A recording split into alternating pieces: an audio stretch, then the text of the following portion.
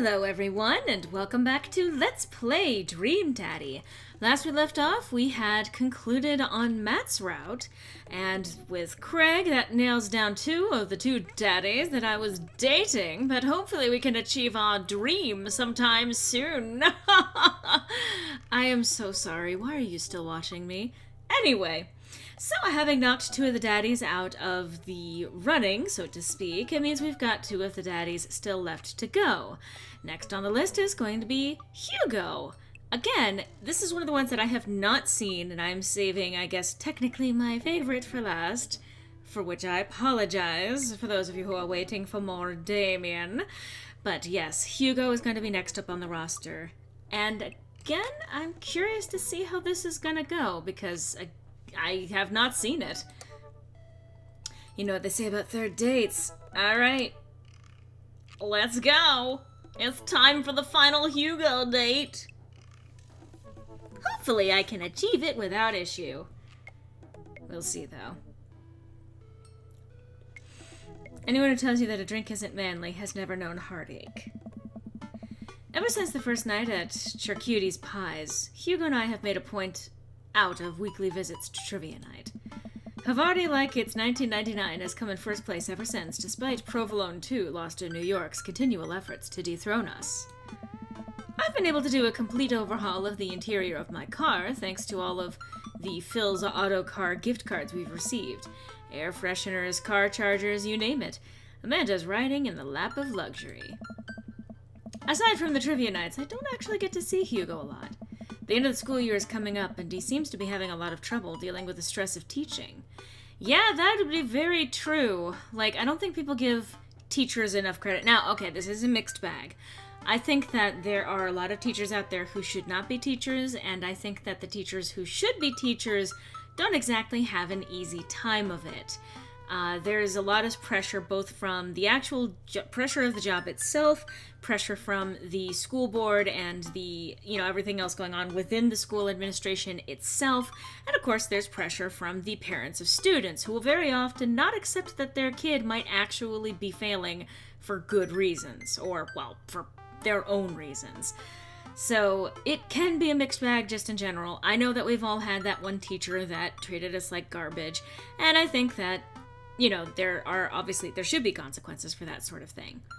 But I don't think that we give teachers enough credit for the kind of pressure that is coming at them from all angles. This is someone who actually, this is coming from someone who was actually at one point considering getting into education, specifically secondary education. I was going to be an English teacher, and then I started taking some classes about getting into education, and I realized I did not have the fortitude, shall we say, to be able to be a teacher. At least not a teacher of the caliber that I would have wanted to be. But anyway. Soapbox aside, I should do something nice for him. Maybe help him take his mind off of screaming teenagers. Books? He likes books, but I would have no idea where to even start with that.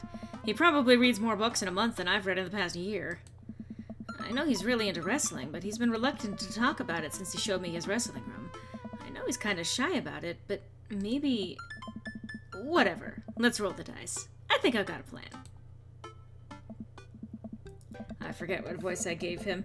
Hey, alright folks! Looks like we finally have the points tallied and we're ready to announce our winner. You know who else is a winner? Me. Because I've finally seen just how beautiful and loving my wife is. A few weeks ago, all of the regulars staged an intervention for Quizmaster Quinn. We sat down in a circle and told him that we wanted to see him be better and love himself. He agreed to start going to couples therapy with his wife, and last time told us that they adopted a dog together. Huh. I love you forever, my Quizmaster Queen. I can't tell which version of Quizmaster Quinn I prefer. There were things to like and dislike about both, huh? And the winner is, for the fourth week in a row, Havarti Like It's 1999! Yes. Hugo and I cheers our small slices of camembert and go up to accept our gift card, along with an uncomfortably long hug from Quizmaster Quinn. May Havarti Like It's 1999's reign be as long and wonderful as my marriage to my beautiful wife. I mean, honestly, it's good. I don't want to climb on the soapbox again immediately, but it's actually kind of a good thing if you can go to something like couples therapy. If you find yourself in a position where your relationship is not being resolved, where the issues are piling up instead of actually being dealt with. Communication is not always immediately easy for everyone. I think communication is also a fundamental aspect of any relationship, especially in terms of getting out of difficult times. And every relationship is going to have their high points and low points. So, being able to go to therapy, both together and perhaps even individually, can actually go a very long way for opening up the lines of communication. And I'm glad that they're mentioning it here, although the concept of switching everything around, I am glad that they did actually take the time to help Quizmaster Quinn here so that he wasn't, what he was last we saw him. We make our celebratory round of high fives to the rest of the teams and sit down to finish our cheese board, savoring every last bit of burrata with pesto and slices of tomato. Hey, I got a surprise for you. Oh. For me? Yes, and for once it isn't more cheese. Excuse you! You can always add more cheese to whatever else it is that you're gonna give someone. Excuse you. Well, if you think you can somehow top that, be my guest. I pull out a book that I've been carefully hiding in one of my pockets and slide it over to Hugo. Oh. Hugo picks up the book and reads the title aloud. Harry Butt's Crapper Keeper? I wanted to get you a book, but I figured you probably own every classical piece of literature, so, I thought this would be fun. For when you're pooping.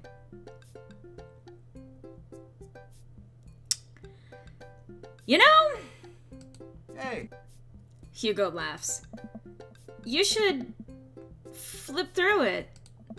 Hugo looks up at me and raises an eyebrow. After flipping through a couple of pages, he finally comes across the small gift I strategically hid inside. Yes.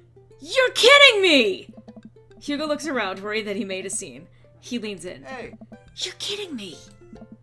Hugo pulls out the wrestling tickets I hid inside of the Crapper Keeper.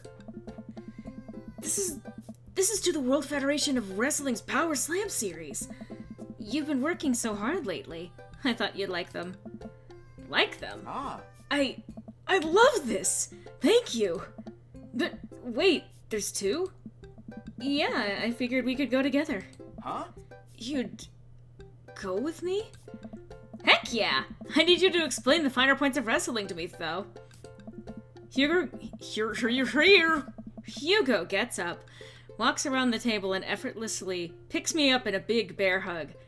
Hugo, given the size of both myself and my avatar. Damn, son! Has he been this strong the whole time?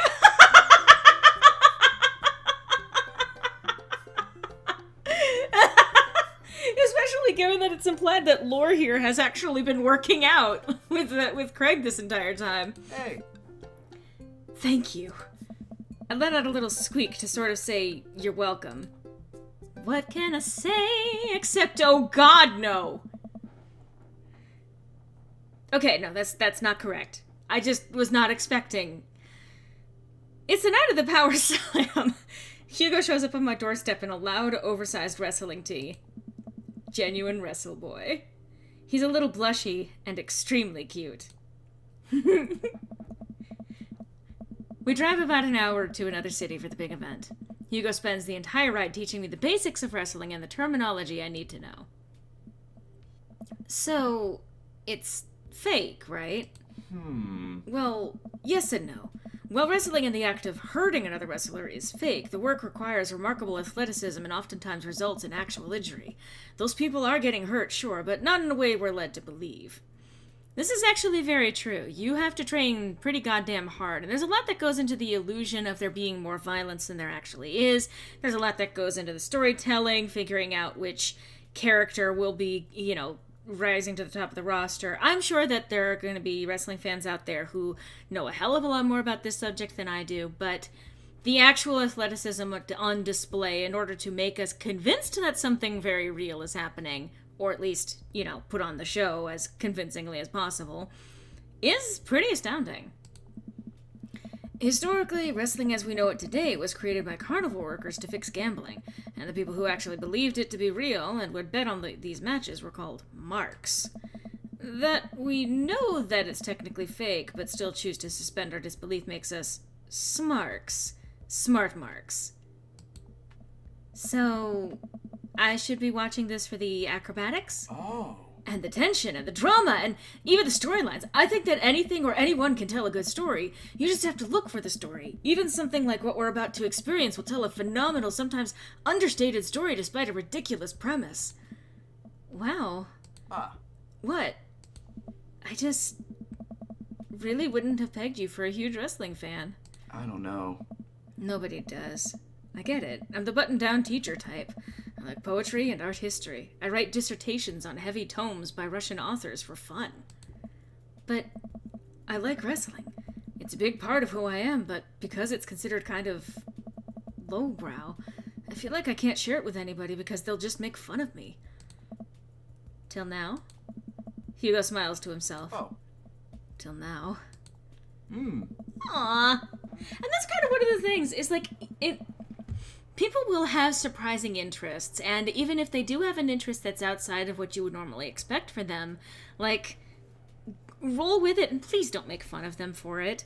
Try to actually, like, and don't be afraid to share the things that you love with other people. You never know if someone who you think might not typically be into that might actually be into the same thing that you are.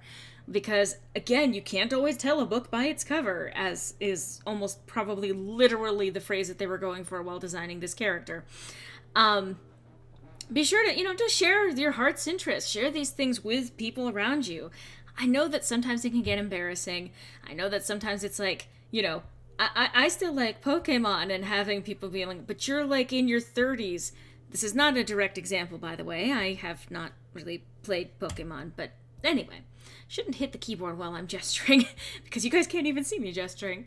Anyway, but it might seem embarrassing at first, and if you get anyone who gives you shit over it, you have my permission to pop them on the nose. Just like a little flick, maybe. Not like an actual punch, but just like, hey, fuck you, I'm into things. Flick!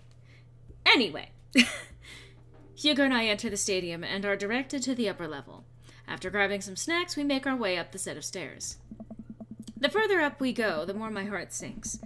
I thought we had gotten good seats, but by this point the ring looks like a postage stamp. We finally settle into our spots and wait for the match to start. I'm sorry. I thought I'd got his tickets on the lower level. I look over to Hugo, who apparently didn't even hear me. He's vibrating with excitement. I mean, yeah, sometimes it literally is just being there that's the exciting thing for someone. Ah.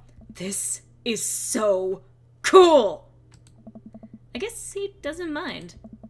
I have to admit, I've been too embarrassed to come to one of these since I was a kid. What's there to be embarrassed about? Everyone here loves wrestling.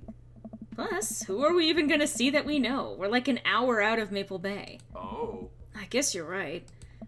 So, what do we have to look forward to tonight? Hey. Oh man, the lineup is stacked.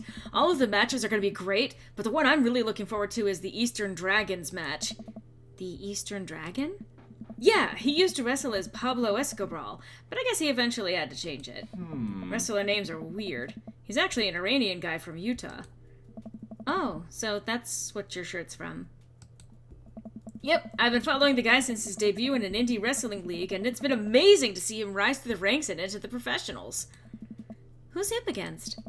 The corporate shill. Technique-wise, I don't think he's that good of a wrestler, and I don't even think the fans like him. Certainly an interesting character, though. So that sounds like the heel to the, I forget the term for the hero version.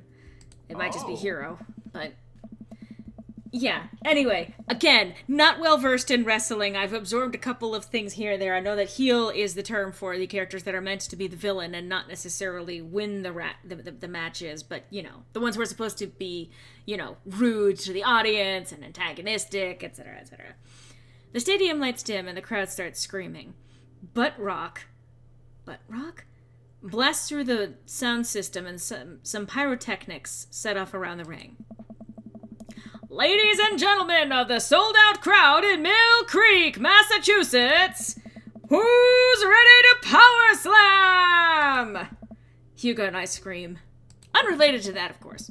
We watch two wrestlers, the Southern Dandy and Johnny Snowman, walk out to even more butt rock. The Southern Dandy mixes and drinks a mint julep in the ring before the match.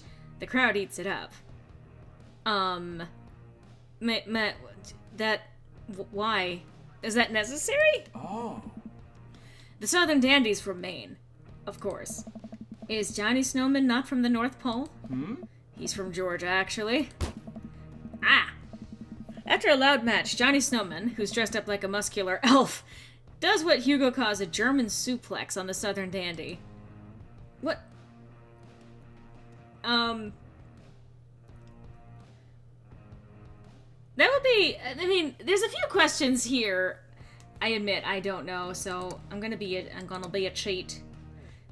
I would ask, what did I just watch? Because it gave him an opportunity to actually explain.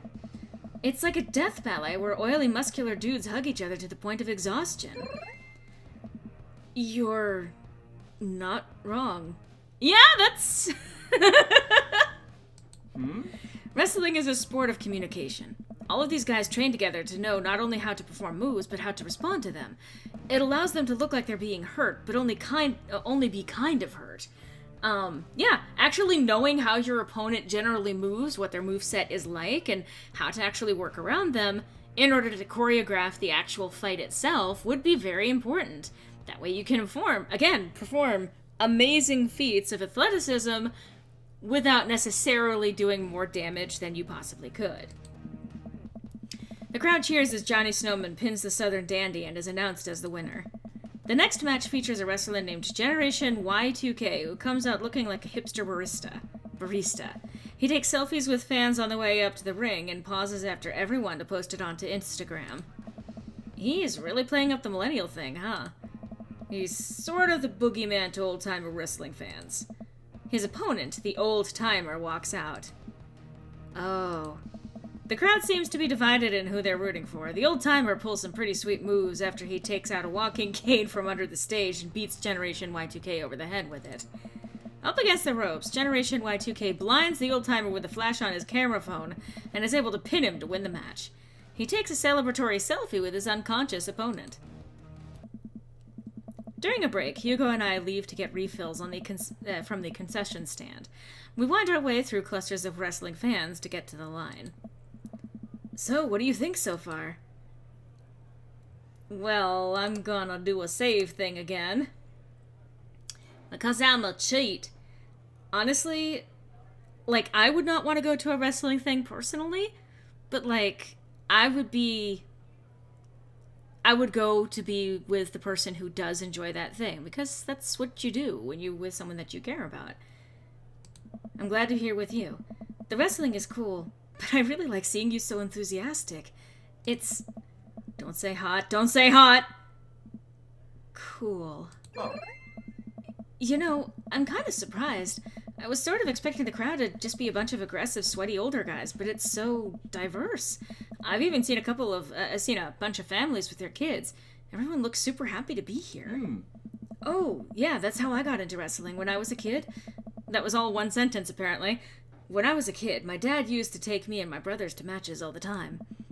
There's one gaggle of kids loitering in a corner that are exceptionally loud, even over the din of the stadium. Hey, speaking of loud, Kitty, can you wait? We're almost done today. Looking closer, I can't help but feel like these kids seem familiar. Oh, God. I know these kids. They're Hugo's students. So, don't turn around when I tell you this, but some of your students are here. Hugo immediately tenses up. Oh my God. I can't let them see me here. They'll never listen to me ever again. Okay, I'm gonna step here and actually volunteer that if they see you here, they're probably gonna think you're goddamn cool. They're just by the shirt fucking alone. They're gonna be like, dude, you're awesome. Kitty, wait, please. He's thumping on the door because he wants to be let out because I closed the door because I wanted nice and quiet recording spaces. I treat this super professionally. I position myself between the kids and Hugo, hoping that I can act as a human shield. Kitty! Oh my lord! sorry. I glance over at the group of humans, children again, and I recognize that Colin kid. He kicked one of his friends in the shin and laughs. Man, that Colin kid is a piece of work. Colin? Oh, if he sees me here, he'll never let it go. He is a master manipulator. And we're going to have to find out exactly how much of a master manipulator Mr. Colin is on the next installment of Let's Play Dream Daddy, where I guess we'll continue with more wrestling? Anyway, hope to see you then.